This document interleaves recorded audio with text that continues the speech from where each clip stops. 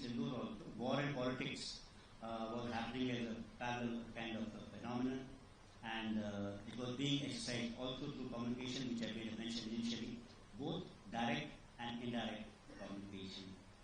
So, second important conclusion that I draw from the statement which I initially said, that war is a continuation of policy by other means, is that war is a rational decision.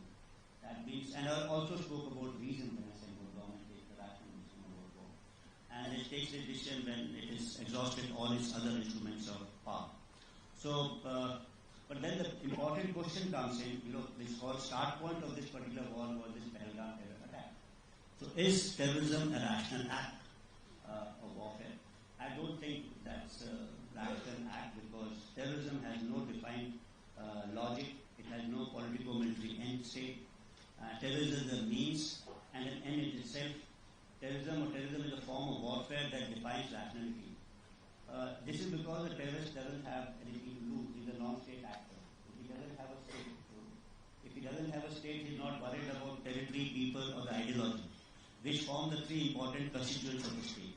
So this is terrorism absolutely irrational if it is happening in a standalone mode. But what happens when there's about state-sponsored terrorism? Is this rational?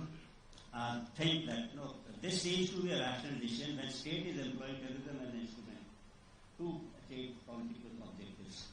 And say so it's a reasoned kind of a decision the state takes, and so as our adversary is concerned, he's taken the decision that to bleed India by 1,000 cuts.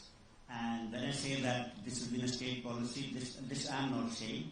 If you go and look at the literature on issues, you will find Peter Charp, Christian Fair, who have cited former director generals of ISI, explicating this particular strategy as to how they will beat India by 1,000 cuts.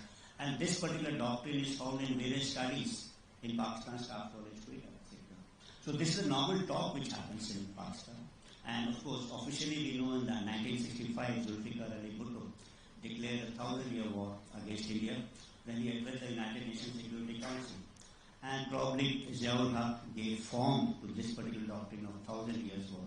And someone added this 1,000 cut into it.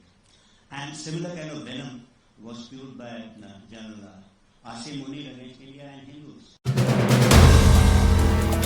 If you like the video, do like, comment, share and subscribe.